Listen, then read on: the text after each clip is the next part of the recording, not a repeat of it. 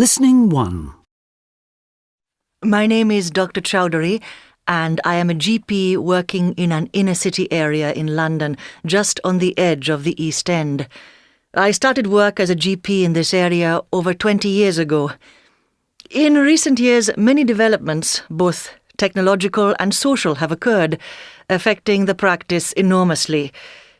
I enjoyed my work here a lot at the beginning, and I still do now. But there are many problems in an area like this, which you would not find in rural communities in this country or in my home country, India. The crime rates are high, which affects the morale of the patients we serve and ultimately the morale of the GP practice. The workload is heavier than in most rural districts, which sometimes puts potential GPs off moving into the area. However, I have always found the job very rewarding. Another feature of an inner-city GP practice is that patients move around a lot. As regards compensation for working in deprived areas in the inner city, sometimes GPs receive extra payment. When hearing the term medical equipment, a typical layman whose only knowledge about healthcare comes from an annual checkup at a local surgery and TV shows such as House MD or ER might think of complex devices like a defibrillator. However, medical equipment might refer to both very complex devices used by professionals as well as to simple instruments which you might even use yourself.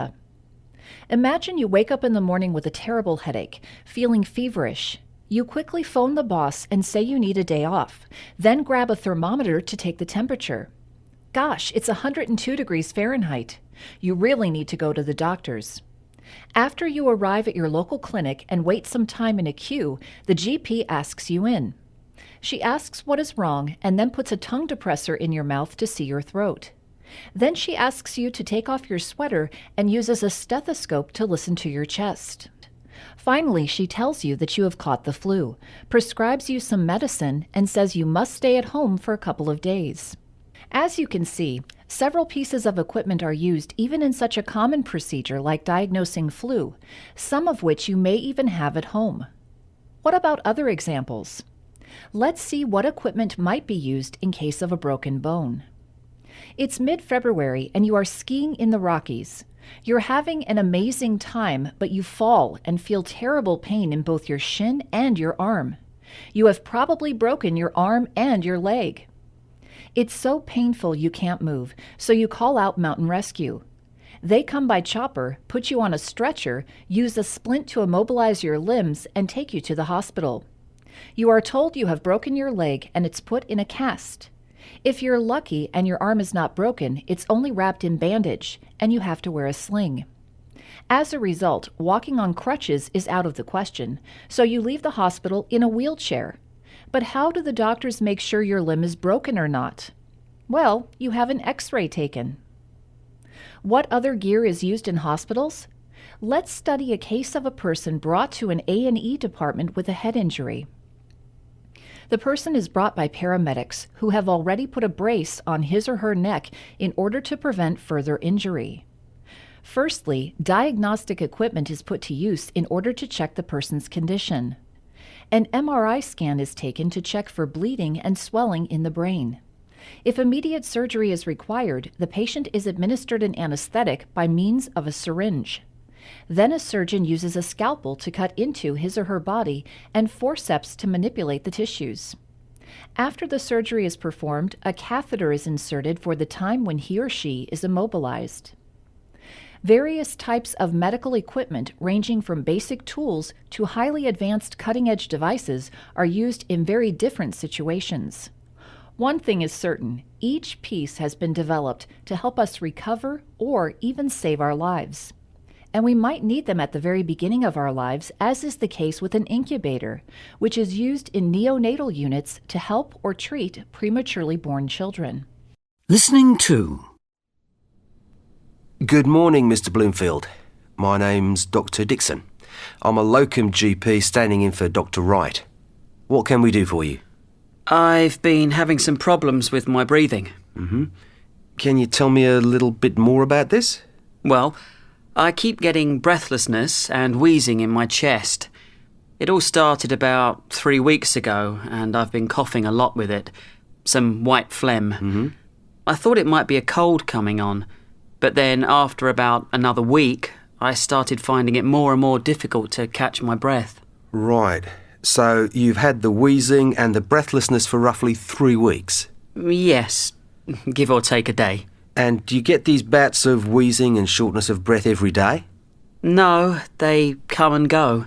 How frequently do you get them? The first week there was only one, I think, and then they started getting worse, 3-4 times a week. Mm-hmm. It's not being able to get my breath that's really worrying.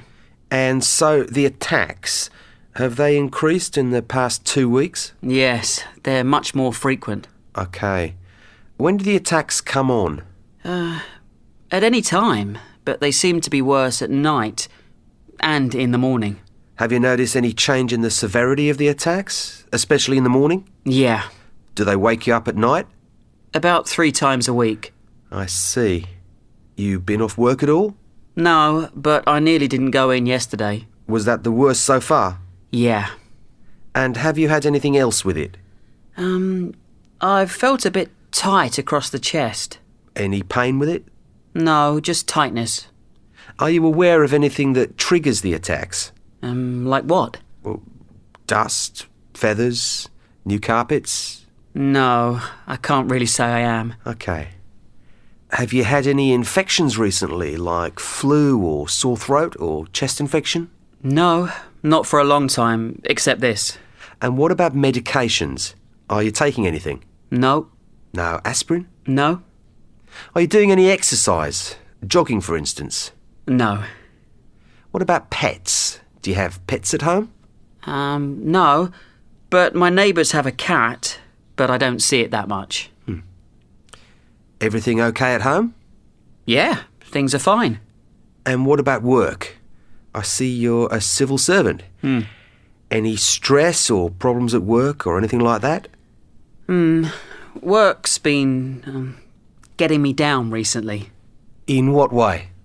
Well, there's been a lot of changes going on recently, and I suppose I'm a bit anxious, what with the mortgage and that. And this has been getting to you? Yes, more and more. I see. And does the wheezing, etc., continue over the weekends? No. When I come to think about it, it doesn't. Okay. Some general questions. Have you ever had anything like this before? No, never. Do you have other illnesses? High blood pressure, diabetes, or heart problems? No, nothing like that. This is the first time I've been ill in my life. Has anyone in your family had anything similar? No, not as far as I know. What about eczema? Anyone in your family with that? Both my sister and my mother have it.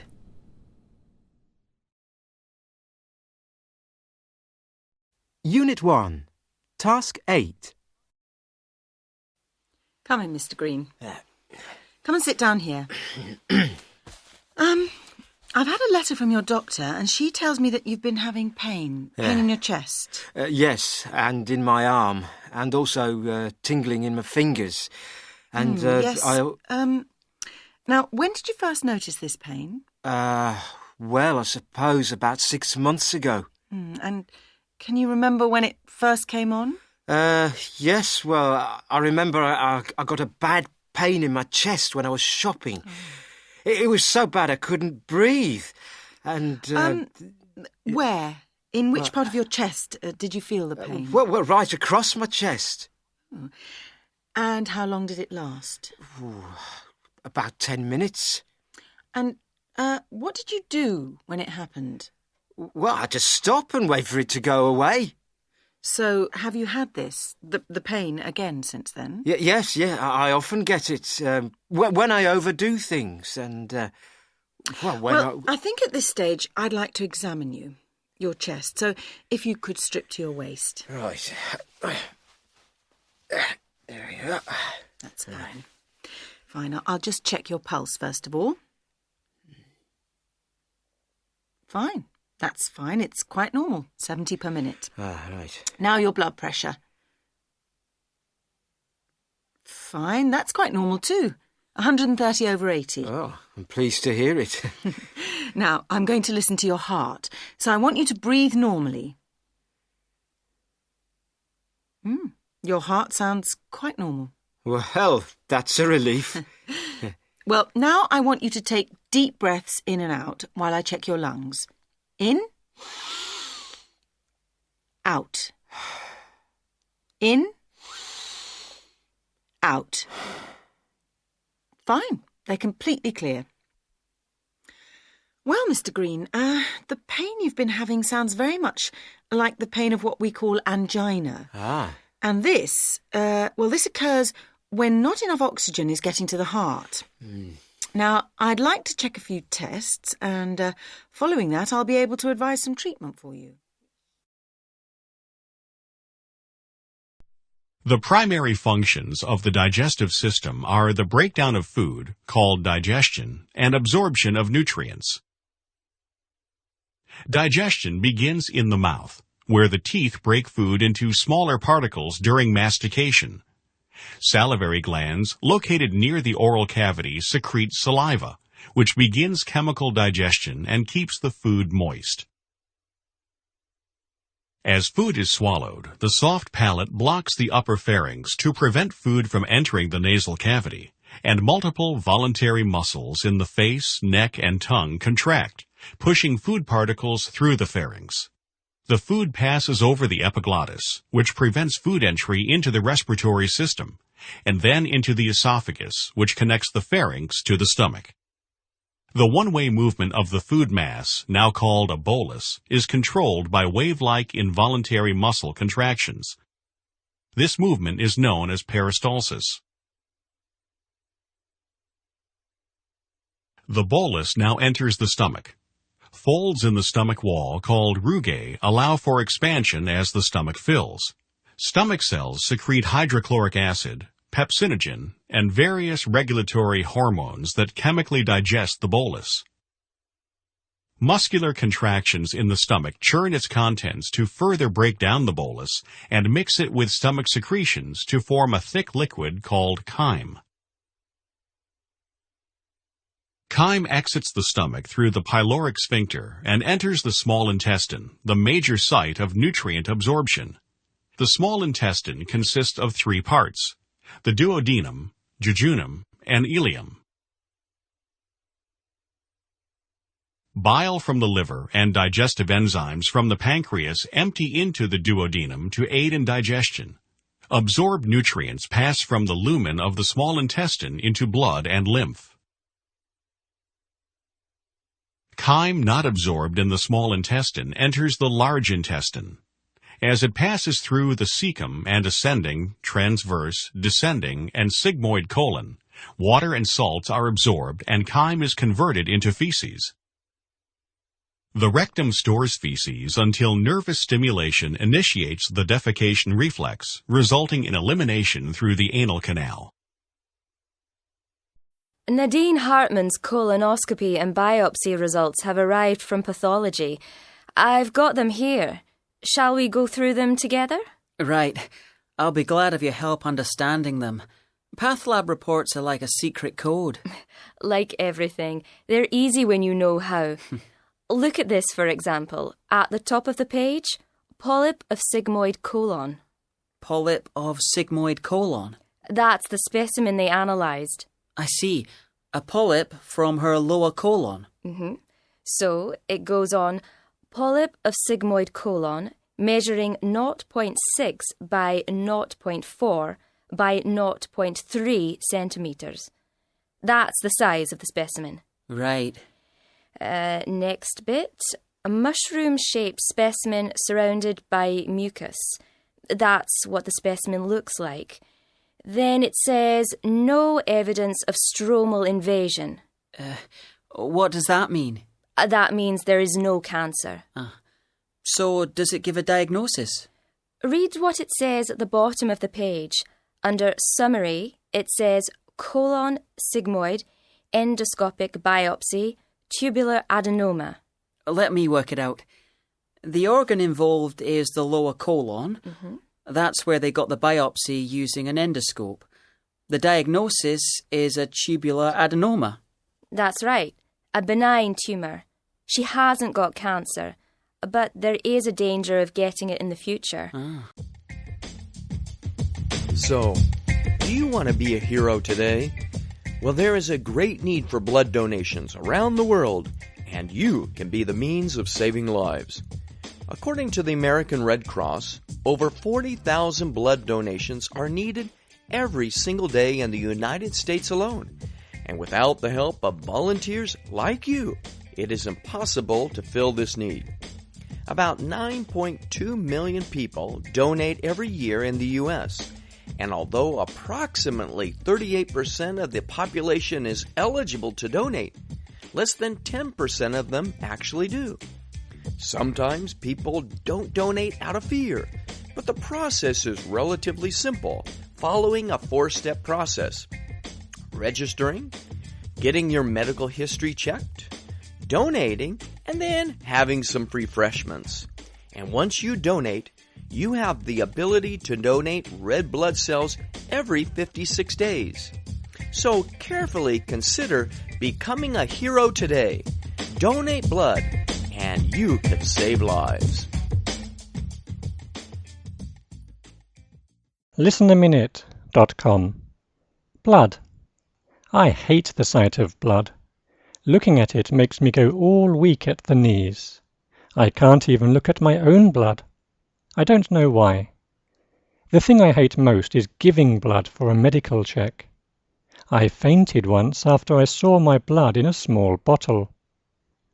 If I have a nosebleed, I have to sit down for 30 minutes before I feel better. It's impossible for me to watch operations on TV. I wish I could donate blood to others. I can't. I know giving blood is really important, but I'm not brave enough. One thing about blood I do find interesting is blood types. I think your blood type can affect your personality. I know that in some countries, people with blood type A would not be a good romantic match for someone with blood type O. Welcome to Spotlight. I'm Ryan Gertzma. And I'm Liz Wade. Spotlight uses a special English method of broadcasting.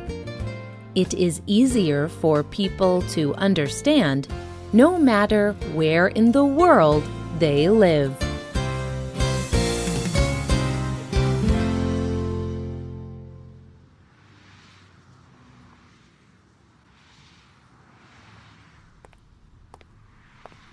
Imagine this situation. You are walking down a city street. A person on a bicycle rides past you. On his 2 wheels, he is traveling very fast. But suddenly, you hear a terrible noise. An accident. A car has hit the bicycle. Someone is crying with pain. You walk quickly to the accident. The bicycle rider is lying on the ground. His leg is badly injured. It is broken. What would you do?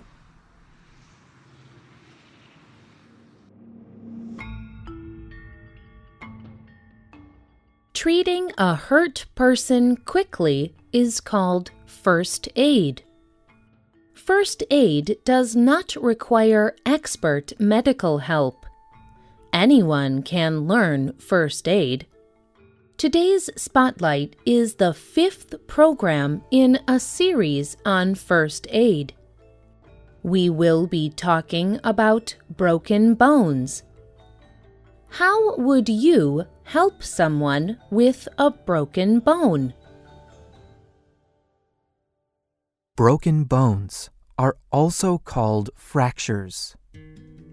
There are many different kinds of fractures, but all of them need medical help. You cannot just treat a broken bone yourself. However, first aid is still very important. Treating the victim carefully at the beginning can mean a better recovery later.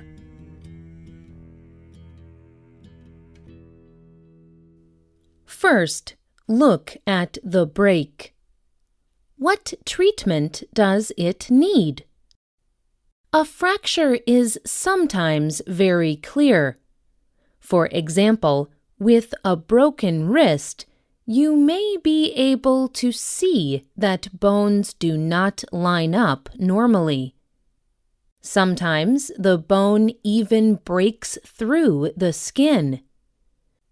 Even when a break is not clear like this, it can be very serious. All fractures should be treated the same way. After you have looked, stop any bleeding. If there is a bleeding wound, cover it with a clean cloth or bandage. Then, press on it lightly. Do this carefully so that you do not damage any bones. You can also learn more in our program about bleeding injuries. When the bleeding has stopped, support the injury. Your main goal is to prevent the broken arm or leg from moving more. Moving can cause the bone to break more. The sharp pieces of bone can also cut and damage soft muscles and nerves. This makes it much more difficult for the injury to heal. To support the injury, use a splint. A splint can be anything hard and long.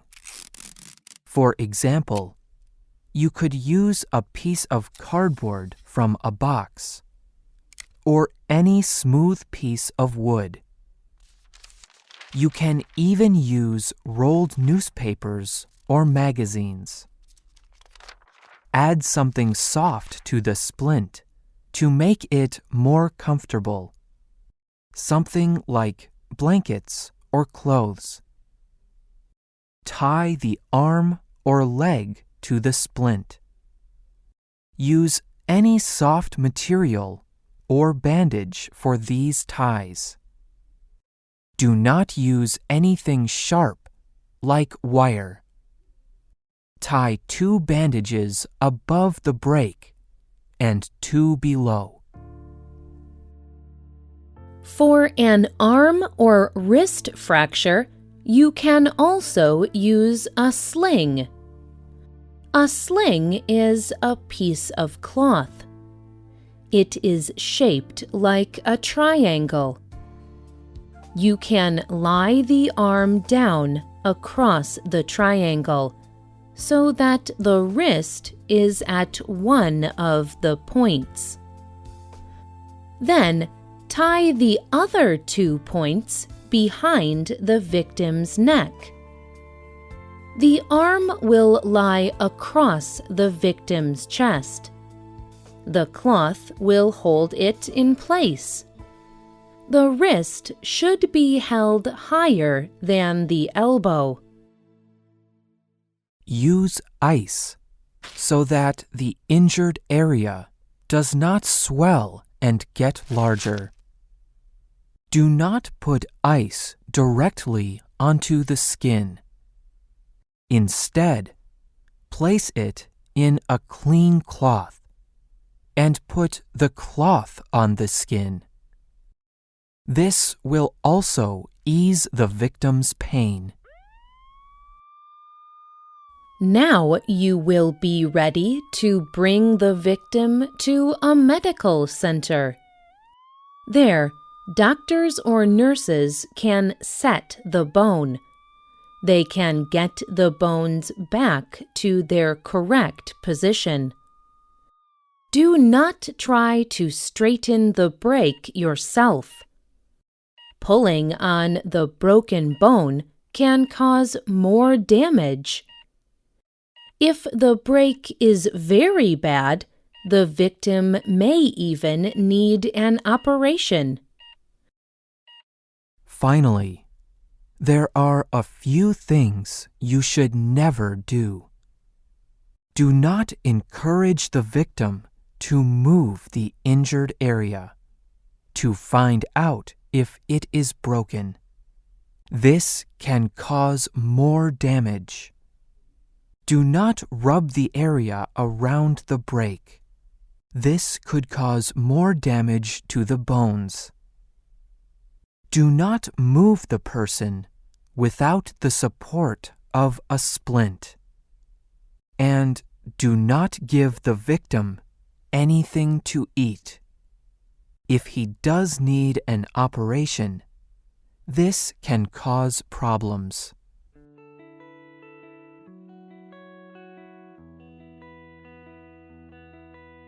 Broken bones can happen in many different situations.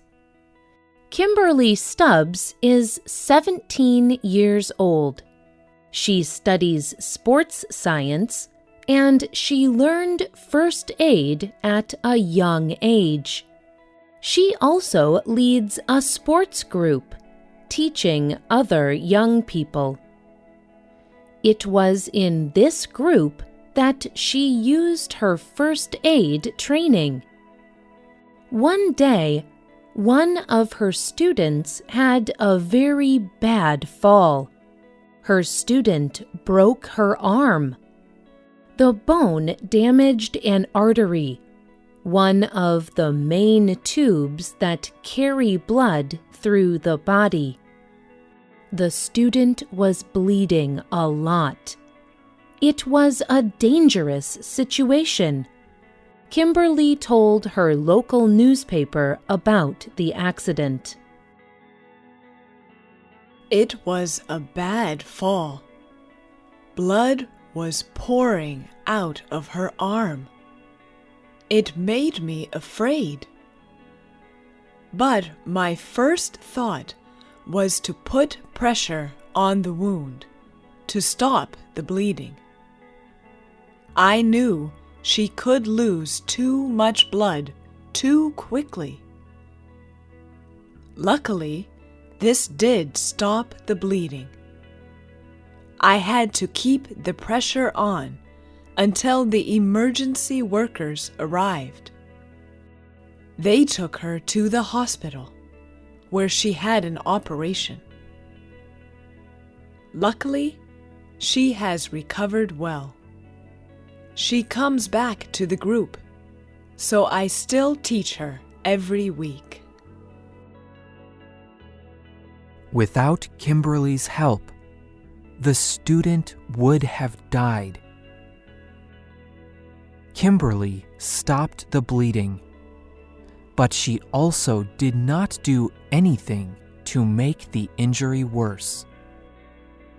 She did not move the student, and she did not try to treat the break herself. Kimberly's first aid training made all the difference. She said, "It makes me proud that I have used my first aid experience to help save a life."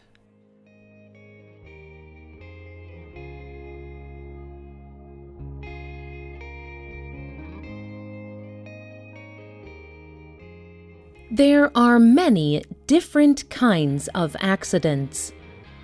Each of them needs different first aid help. The right, quick action can save a person's life. In another program, we will look at first aid for some other injuries and accidents. If you are interested in first aid, you can learn more.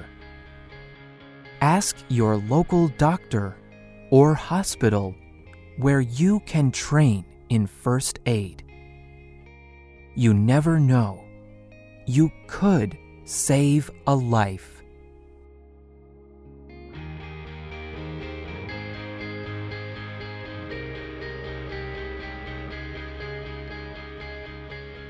The writer of this program was Christy Van Aragon. The producer was Diana Anderson. The voices you heard were from the United States. All quotes were adapted for this program and voiced by Spotlight. You can listen to this program again and read it on the internet at www.radioenglish.net. This program is called First Aid – Broken Bones. You can also leave your comments on our website. Or you can email us at radio@radioenglish.net. You can also find us on Facebook.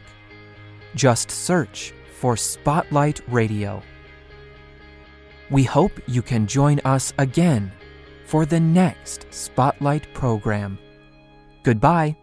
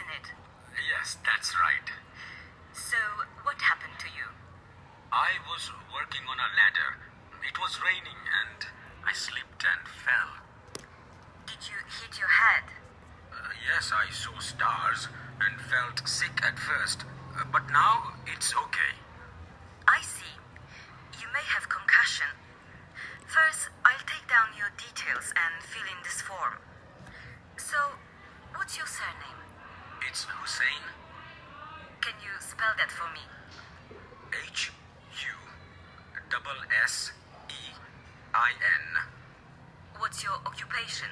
I'm a painter. Right. What's your date of birth? 1st of the 9th, 82. 1982. And where were you born? Karachi, Pakistan. What's your marital status? Sorry? Are you married? No, I am single. And do you have a contact telephone number for your next of kin? 07709 401 229. It's my brother, Yusuf. Do you smoke? Yes. How many do you smoke a day? 20 a day. Uh-huh. Do you drink? No. Right. Are you allergic to anything? No. Now, family history. Do any of your close family suffer from any of the following? Mental illness? No. Diabetes? My mother's parents are both diabetic. Maternal grandparents? Diabetes? Tuberculosis? No. HIV/AIDS? No. Unit 7. Task 10. Well, Mr. Jameson, I am sorry to see that your back is still causing you pain, and that you have now developed a weakness in your right foot. The weakness is due to the continued pressure on the nerve roots supplying the muscles of your leg. This pressure, of course, is taking place at the level of the disc between the lumbar vertebrae. Due to this worsening of the condition, I think that there is now a strong possibility that you require an operation on the back to remove the disc where it's pressing on the nerve. I see. The operation will need to be carried out by a surgeon specialised in this work, a neurosurgeon.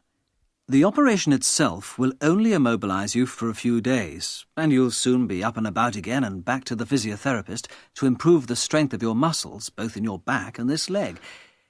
If you don't have the operation, the risk is that your right foot will be permanently weak. We want to avoid this at all costs. Are there any questions you would like to ask me? Unit 7.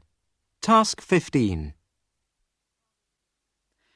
The diameter of one of your coronary arteries is reduced, so one part of your heart muscle is starved of oxygen and other nutrients. If you don't have an operation, you'll continue to have pain in your chest and you may even have a further heart attack. Before serious damage is done, we must try to improve the flow of blood to the heart. We're going to remove a vein from your leg and use it to replace part of your coronary artery. The chances of recovery are very good, and I'm confident you'll feel a lot more comfortable after the operation.